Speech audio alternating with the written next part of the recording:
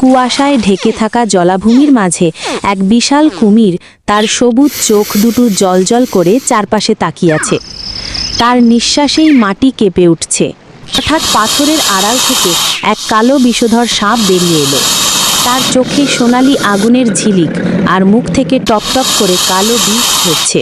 সাপ হঠাৎ ফোঁস করে উঠে কুমিরের দিকে ঝাঁপিয়ে পড়ল।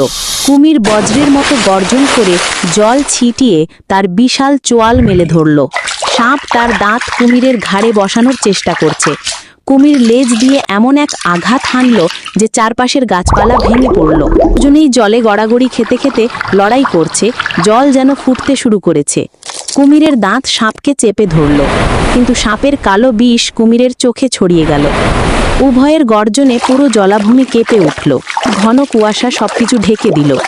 পরের সকালে দেখা গেল শুধু ভাঙা ডালপালা আর কালো দাগ পড়ে।